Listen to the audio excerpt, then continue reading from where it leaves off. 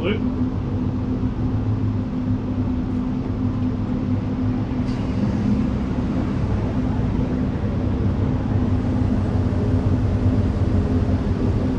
Ready two, ready doors, ready pop, ready open.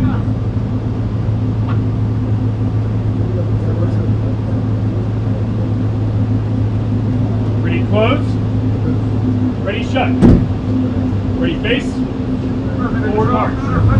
Your message to Christians during this Holy Week, sir. We are calling out. You have a message for Christians, sir, during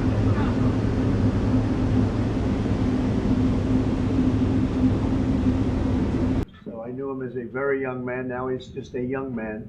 And he's done a fantastic job. Mr. President, it's an honor to have you. Thank you. You're doing incredibly for your country. And we appreciate working with you because you want to stop crime, and so do we.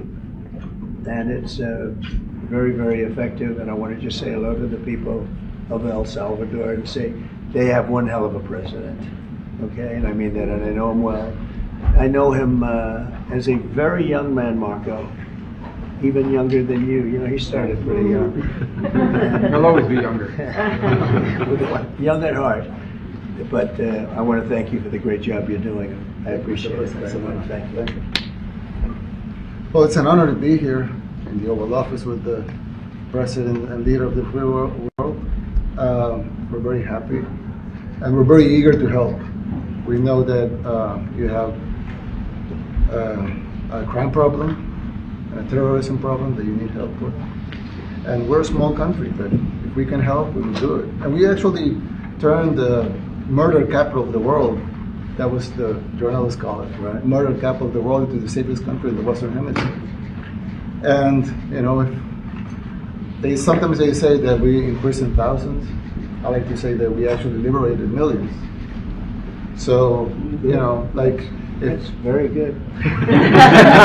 Who gave him that line? Do you think I can use that? Yes. And in fact, Mr. President, you have 350 million people to liberate.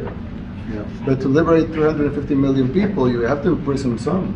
You know, that's the way it works, right? You cannot just, you know, free the criminals and think crime is going to go down magically. You have to imprison them so you can liberate 350 million Americans that are asking for the end of crime and the end of terrorism. And it can be done. I mean, you're doing it already. And I'm sure that people have seen the change in the streets. A long way to go because you're just initiating your second term. But it's clear that, you know, with the numbers at the border, you know, even in Democrat-run cities, they get a help from the work you're doing. So I'm really happy to be here, honored, and eager to help.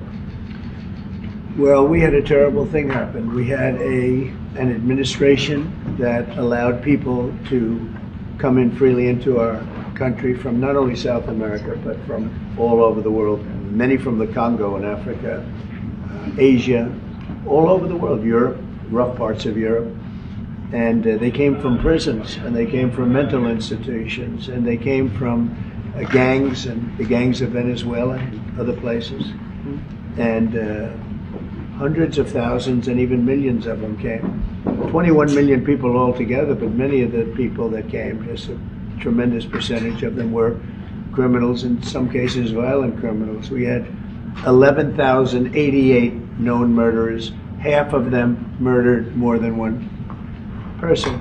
This was allowed by a man who, what he did to our country is just unbelievable. So we're straightening it out, we're getting him out.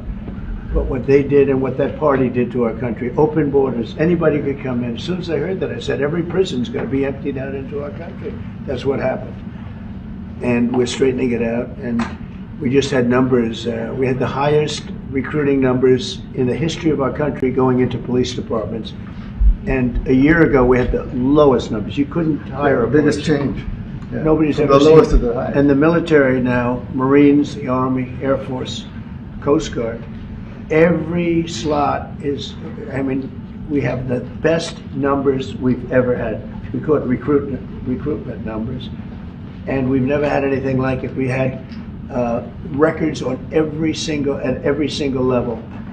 But very important, the policemen. The policemen are joining forces now that we really were having a hard time with policemen because we weren't protecting our police. Yeah.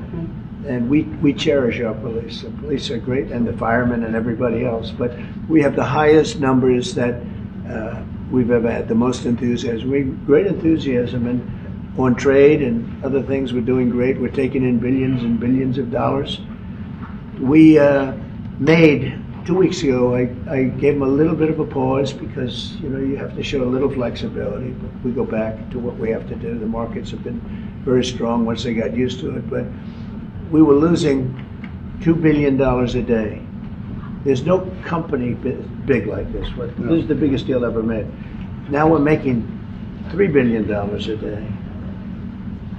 We're a great country, but we had stupid people running this country, and I can say it. But what they've done to us at the border should never and can never be forgotten. It's a sin, what they did, and you are helping us out, and we appreciate it. Thanks.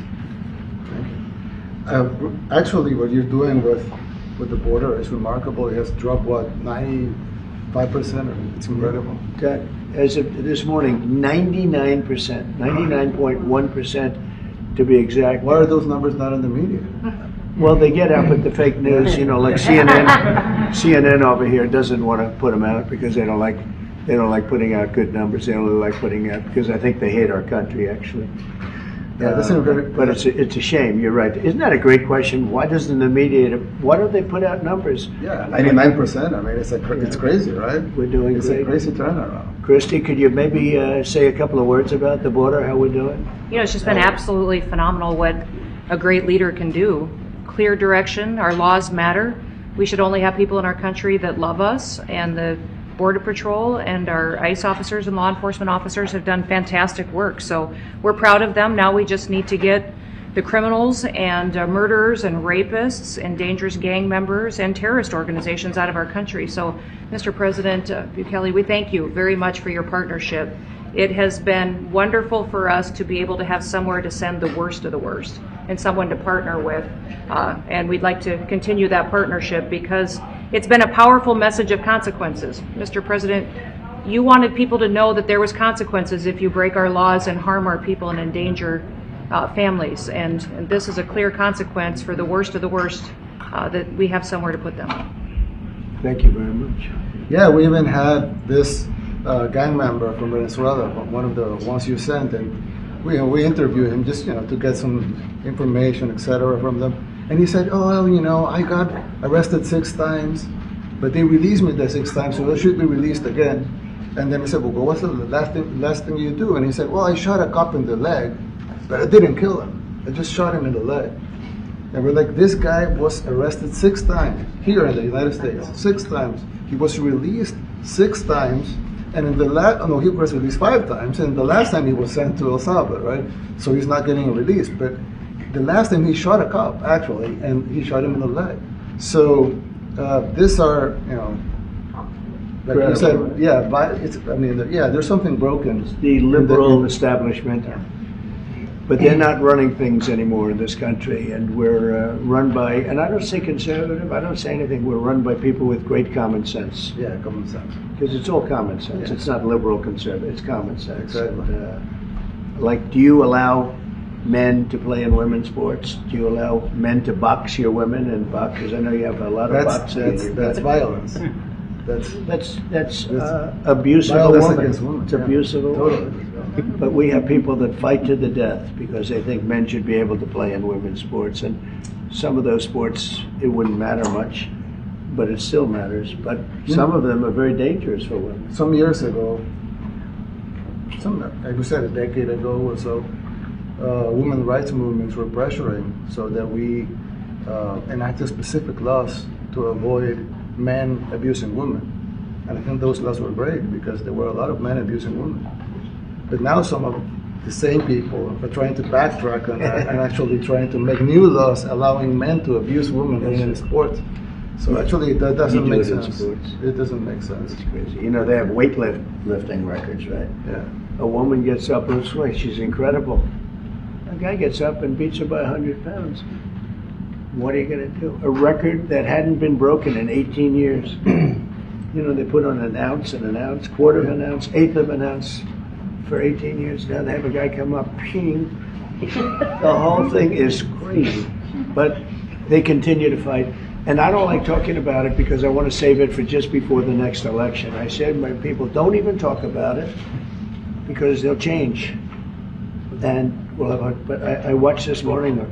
There was a congressman fighting to the death for men to play against women in sports. And you say to yourself, why? What are they doing, right? What are they doing? But your country's not too big in that. No, of course not.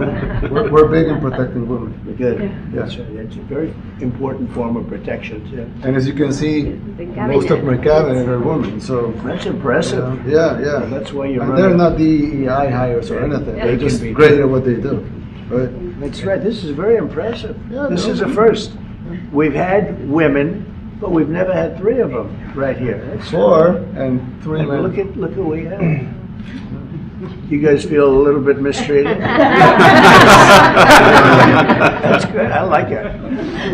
Well, we've been advanced. I've been very advanced in that regard too. We have Pam, and Sue's been so fantastic. Kristi, and the most powerful woman they see anywhere. I know, exactly. She's rated. They're all afraid of her. Susie Wiles. They say, oh, she's tough. Yeah. Most powerful woman in the world, according to magazines. What do I know? Yes. But I think she probably is. Yeah, she probably is. Yeah, she probably is. Congratulations. And you know, Stephen has done such a great job. We have great He's people. very famous too. But we love working with him. He really lets them have it, right? Yeah, exactly. There's no games. No. It's very good. He knows. Do you have any questions, please? President Trump? No, let's not start Mr. with President. CNN because they're just so Mr. President. wrong. Yeah, please. Yeah, thank you, Mr. President. You repeatedly mentioned last night that Russia's attack on Ukraine was a mistake. What is the exact mistake? And have you given Putin a deadline to actually move toward a ceasefire? The mistake was letting the war happen. If Biden were competent, and if Zelensky were competent, and I don't know that he is. We had a rough session with this guy over here. He just kept asking for more and more. That war should have never been allowed to happen. That war, I went 4 years and Putin wouldn't even bring it up. And as soon as the election was rigged and I wasn't here, that war started. There was no way that war should have been allowed to happen. And Biden should have stopped it. And you take a look at Putin. I'm not saying anybody's an angel, but I will tell you, I went 4 years and it wasn't even a question. He would never, and I told him, don't do it. You're not going to do it. And it was the apple of his eye, but there was no way that he would have done it. All you had to do is lower oil prices. If you lowered oil prices, Biden kept the prices so high because he made it impossible to get it. If you lowered oil prices, you would have never had the war. But you wouldn't have had it with me anyway. That war would have never happened. And I think it's a great abuse. So now what do? You get a country where 25% of its land is gone, and the best locations, where millions of people are killed. You know, you haven't reported accurately the death. And this was Biden's war, and I'm trying to stop it. And I think we're going to do a good job. I hope we're going to do it. They lose 2,500 young people a week, think on average. Now they're Russians and they're Ukrainians, but it's 2,000. We don't care. It's like whatever it is. Intolerable. They're not from your country. They're not from mine. But I want to stop it. 2,500. It's a killing field. It's like the Civil War. You take a look. I look at the satellite pictures. This should not be happening in our time. Of course, our time can be pretty violent, as we know. But that's a war that should have never been allowed to start. And Biden could have stopped it, and Zelensky could have stopped it, and Putin should have never started it. Everybody's to blame. Have you spoken to President Zelensky, sir, about his offer to purchase more Patriot missile batteries? Oh, I don't know. He's always looking to purchase missiles, you know. He's against, listen, when you start a war, you got to know that you can win the war, right? You don't start a war against somebody that's 20 times your size and then hope that people give you some missiles. If we didn't give them what we gave, remember, I gave them javelins. That's how they won their first big battle with the tanks that got stuck in the mud, and they took them out with javelins. They have an expression that Obama at the time, Obama gave them sheets and Trump gave them javelins. But just something that should have never happened. It's a really shame. The towns are destroyed. Towns and cities are, largely destroyed. They have the spires, the beautiful spires that go up. They say they were the most beautiful in the world in Ukraine for whatever reason, but the most beautiful in the world. They're mostly laying on their side, shattered and broken. And most importantly, you have millions of people dead. Millions of people dead because of 3 people. I would say 3 people. Let's say Putin, number 1, but let's say Biden, who had no idea what the hell he was doing, number 2, and Zelensky. And all I can do is try and stop it. That's all I want to do. I want to stop the killing. And I think we're doing well in that regard. I think you'll have some very good proposals very soon. Last question, sir. Have you attributed a motive through the FBI investigation behind the attack on Governor Josh Shapiro over the weekend? No, I haven't, but the attacker was not a fan of Trump, I understand, just from what I read and from what I've been told. The attacker basically wasn't a fan of anybody. It's probably just a whack job. And certainly a thing like that cannot be allowed to happen. Is your good relation with President Bukele the best guarantee that this time you won't terminate the temporary protected status? I have a great relationship with this man. I have the best relationship with him. We've known each other. I've known him since he was a very young man, as I said, very, very young. And I was impressed. I said, look how this guy is. In fact, you sort of look like a teenager. You look like a teenager. I said, what kind of a country is this? He grew up well in the last 5 years. Do you support the extension for nationals of El Salvador under temporary protected status? Do you plan to ask Let's hear the question from this very low-rated anchor at CB. Do you plan to ask President Bukele to help return the man who your administration says was mistakenly deported? The man who was mistakenly deported to El Salvador? Well, let me ask Pam, would you answer that question? Sure, President. First and foremost, he was illegally in our country. He had been illegally in our country. And in 2019, 2 courts, an immigration court and an appellate immigration court, ruled that he was a member of MS-13 and he was illegally in our country. Right now, it was additional paperwork had needed to be done. That's up to El Salvador if they want to return him. That's not up to us. The Supreme Court ruled, President, that if, as El Salvador wants to return him, this is international matters, foreign affairs, if they wanted to return him, we would facilitate it, meaning provide a plane. So will you return him, President And you are doing a great job. Thank you. Wait a minute. Can you just also respond to that question? Because, it's asked by CNN, and they always ask it with a slant, because they're totally slanted because they don't know what's happening. That's why nobody's watching them. But would you answer that question also, please? Yes, gladly. So, as Pam mentioned, there's an illegal alien from El Salvador. So, with respect to you, he's a citizen of El Salvador. So, it's very arrogant even for American media to suggest that we would even tell El Salvador how to handle their own citizens as a starting point. As 2 immigration courts found that he was a member of MS-13. When President Trump declared MS-13 to be a foreign terrorist organization, that meant that he was no longer eligible under federal law, which I'm sure you know, you're very familiar with the INA, that he was no longer eligible for any form of immigration relief in the United States. So he had a deportation order that was valid, which meant that under our law, he's not even allowed to be present in the United States and had to be returned because of the foreign terrorist designation. This issue was then, by a district court judge, completely inverted, and a district court judge tried to tell the administration that they had to kidnap a citizen of El Salvador and fly him back here.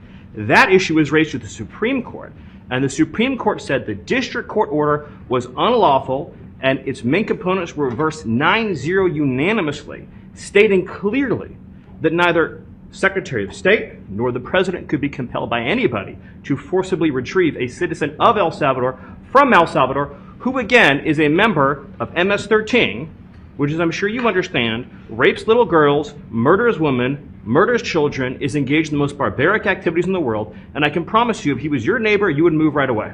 So you don't plan But to the ask for Supreme anyone Court is to get him asking back?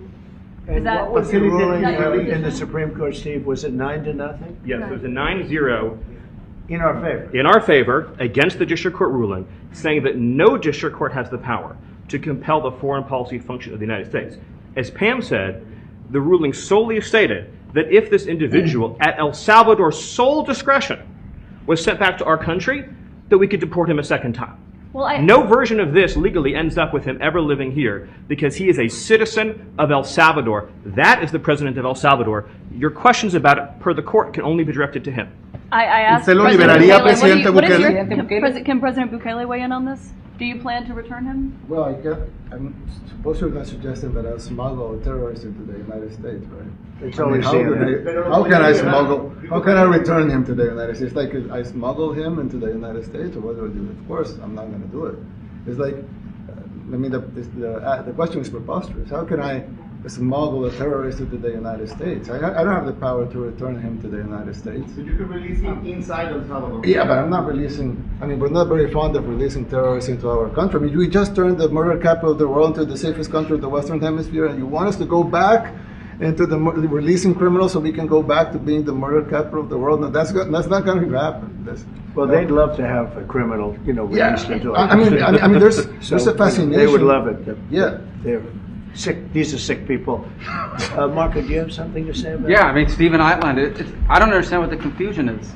This individual is a citizen of El Salvador. He was illegally in the United States and was returned to his country. That's where you deport people, back to their country of origin. Except for Venezuela, that wasn't refusing to take people back, or places like that.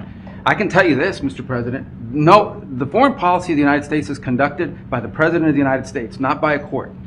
And no court in the United States has a right to conduct the foreign policy of the United States. It's that simple. End of story. And that's what the Supreme Court held, by the way, to Marco's point. The Supreme Court said exactly what Marco said, that no court has the authority to compel the foreign policy function of the United States. We won a case 9-0, and people like CNN are portraying it as a loss, as usual, because they want foreign terrorists in the country who kidnap women and children. But President Trump, his policy is foreign terrorists that are here illegally get expelled from the country, which, by the way, is a 90-10 issue. Well, Mr. President, you said that if the Supreme Court said someone needed to be returned, that you would abide by that. You said that on Air Force One just a few days ago, and they said that it must be facilitated. Why don't you just say, isn't it wonderful that we're keeping criminals out of our country? Why can't you just say that? Why do you go over and over? And that's why nobody watches you anymore. You have no credibility. Please, go ahead. President Trump, thank you so much. How many illegal criminals are you planning on exporting to El Salvador? And President Bukele, how many are you willing to take from the U.S.? As many as possible. And I just asked the president, it's this massive complex that he built, jail complex. I said, can you build some more of them, please? As many as we can get out of our country that were allowed in here by incompetent Joe Biden through open borders. Open borders. You probably hear open borders and you can't even understand it because nobody can understand. Nobody smart or with common sense can understand it. So we have millions of people that should not be in this country that are dangerous. Not just people, because we have people, but we have millions of people that are murderers, drug dealers. They've been allowed to come into our country by other countries that were very smart. When they heard that this very low IQ president, and by the way, I took my cognitive exam as part of my physical exam, and I got the highest mark, and one of the doctors said, "Sir, I've never seen anybody get that kind of, that was the highest mark." I hope you're happy with that. Although they haven't been bugging me too much to take a cognitive, but I did do my physical and it was released. I hope you're all happy with it. I noticed there's no question, so probably you are.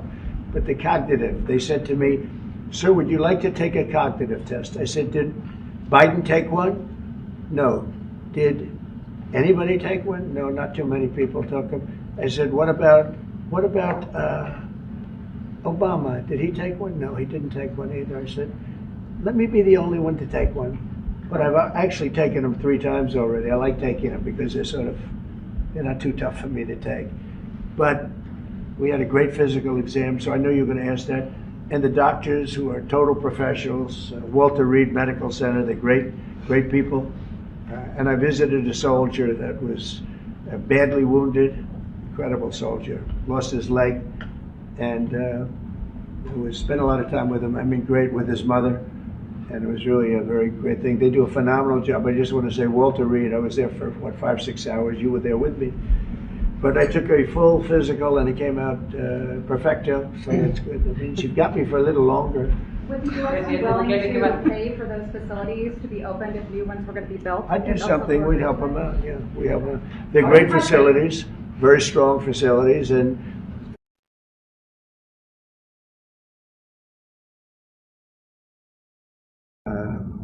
they don't play games. I'd like to go a step further. I mean, I said it to Pam. I don't know what the laws are. We always have to obey the laws, but we also have homegrown criminals that push people into subways, that hit elderly ladies on the back of the head with a baseball bat when they're not looking, that are absolute monsters. I'd like to include them in the group of people to get them out of the country, but you'll have to be looking at the laws on that, Steve, okay? And do you think more presidents should follow suit like you guys as far as taking a hard stance on crime here in the United States? Well, I do. I think everybody has to. I mean, the president said it better than anybody. He said, you know, you have liberty and you have to have liberty, but to have liberty, not everybody is going to be good. And, you know, some are bad because they're sick. They're mentally deranged. They're bad. Why do you then you have to take them. If you're going to have a country, you're going to have to take those people out. And we've been doing that. But this was like an unforced error, they would call it, where we had people that may hate our country, or maybe they're just stupid people. I think they're probably stupid people more so. A lot of people said they did it for the vote. But I did better with Hispanic people than they did, because I always use Hispanic. I did better. You people love me. I saw my poll numbers in your country up through the roof, right? 91%. Some people think they do it for the vote. But they don't have to do it for the vote. They cheat, you know, they're professional cheaters. That's about the only thing they do well. So we just have had a great relationship, and it's become bigger because of a strange thing that happened. You know, I came back. We had no war in Ukraine. We had no war we had no October 7th Middle East problem. We had nothing. We had no inflation.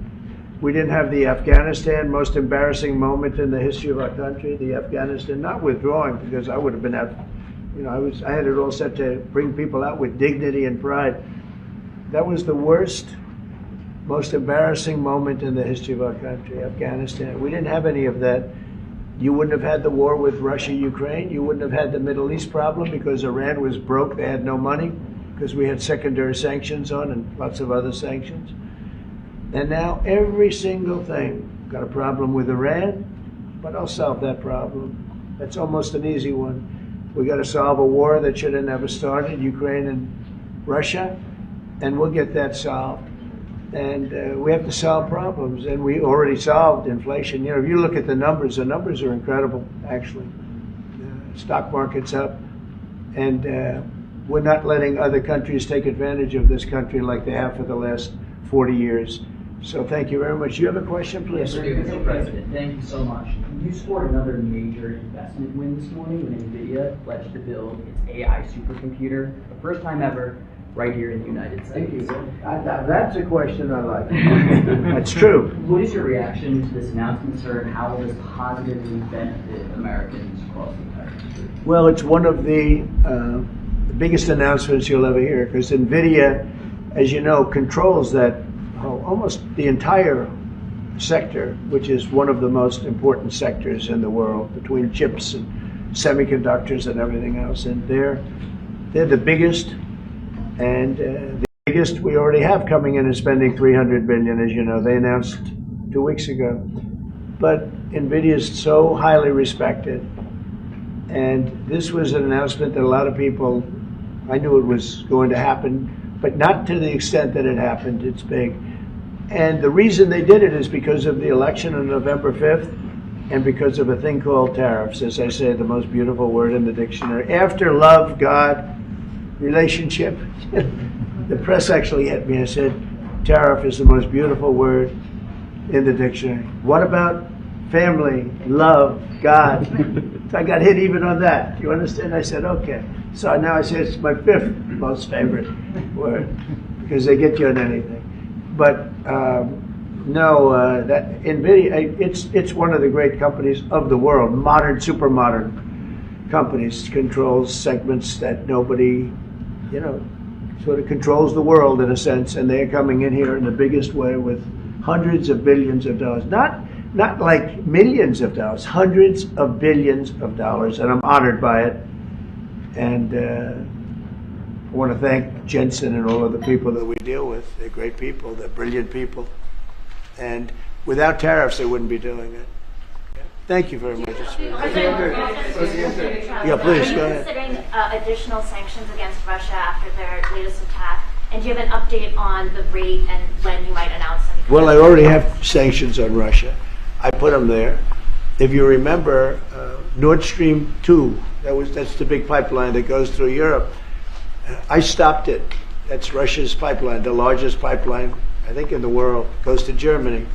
And I stopped it. And when Biden came in, he approved it. And then they say, oh, I'm friendly with Russia. No. Putin said, if you're my friend, I'd hate to see you when you're my enemy. I stopped the biggest economic job they ever had. I stopped it cold, right? It was dead. You know that, right? And Biden came in and he immediately approved it. What was that all about?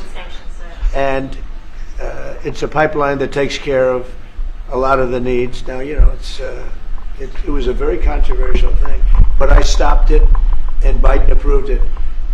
Question? No, not you. Not Go ahead. What? Pharmaceuticals we're going to do. We don't make our own drugs, our own pharmaceuticals. We don't make our own drugs anymore. The drug companies are in Ireland, and they're in lots of other places, China. And all I have to do is impose a tariff. The more, the faster they move in. The higher the tariff, it's very serious. It's inversely proportional. The higher the tariff, the faster they come. And we're going to be doing that. That's going to be like we have on cars. We have, as you know, a 25% tariff on cars. We have a 25% tariff on steel and aluminum. And that's what that category fits right now. I have a timeline, not too distant future. And we're doing it because we want to make our own drugs. We're doing it because we want to make our own steel and aluminum, lumber, other things. And they're all coming in. We have record numbers, $7 trillion. Since I announced, like a month and a half ago, since I came in, we have over $7 trillion being invested in the country. We didn't have $1 trillion. We didn't have $500 billion for some of these guys. I didn't know what the hell they were doing. So we have the largest investment that we've ever heard of, and we're only 2 months in. And that'll continue at levels that you've never seen before. That's what's going to happen. And even the stock market's up today. It's we also had, a lot of people didn't say it the way it was. We had the largest gain in the stock market in history on every single category last week. That was a nice game because we get a little hit because people didn't understand the power of our country economically if you use it right. Do you have something to say on that, JD? Yes, sir. I mean, look, for 40 years we have lost manufacturing capacity. Workers have seen their wages stagnate, and some of the most critical things that we need, from the pharmaceuticals, the drugs that we give to our children, the antibiotics that we give to our kids, to the weapons that we actually need to fight a war, if God forbid we had to fight a war, we don't make enough of that stuff. And so President Trump ran explicitly on changing that. Yes, as the president mentioned, it caused a little bit of disruption in the market, but I actually think over the long term, workers are going to benefit, stocks are going to go up, American businesses are going to benefit as we reinvest and reindustrialize our country. And the auto workers and the Teamsters and all of the unions, not traditionally Republican, but I'm winning those unions by, we're up 40, 50 points on the Democrats. They're losing everything. They're losing everything because they just have policies that are not believable. They fight for policies that are 5% popular, and nobody knows who the 5% are. I mean, nobody can find the 5%. But if you go back to Ohio, and by the way, we have the great championship team from Ohio coming in today, right? Very big day. And that's going to be a little bit later. And that'll be, if you want to stick around, I'll introduce you to some nice people. You'll see some very large people, right? You'll see some people that even you have not seen people like this. These are 6'7", 380 pounds with no fat.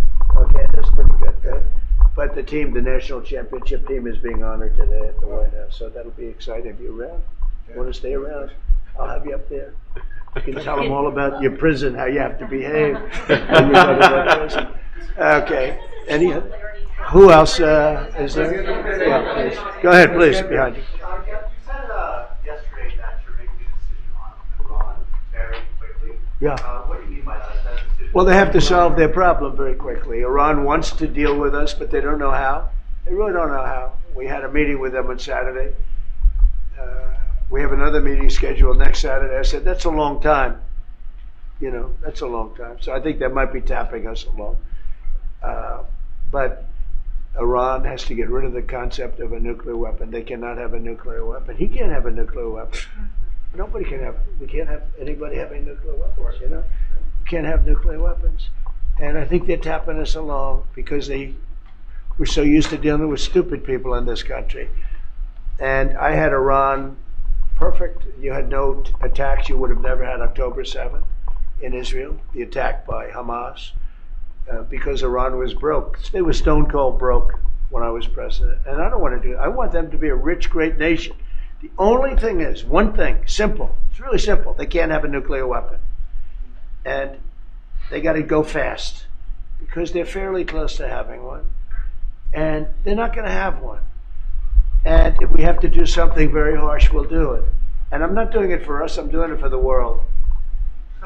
And these are radicalized people, and they cannot have a nuclear weapon. Does that include a potential strike on Iranian nuclear facilities? Of course it does.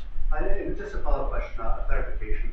You mentioned that you're open to deporting individuals that aren't foreign aliens, but criminals to El Salvador. Love it. Does that include potentially U.S. citizens fully naturalized?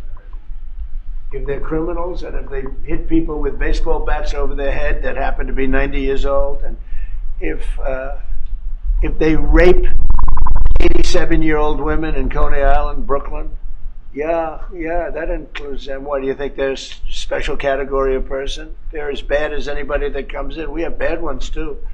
And I'm all for it because we can do things with the president for less money and have great security.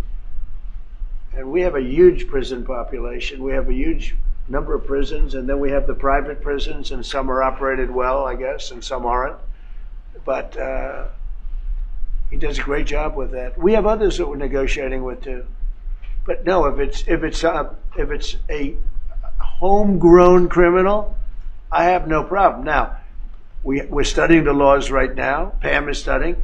If we can do that, that's good. And I'm talking about violent people. I'm talking about really bad people.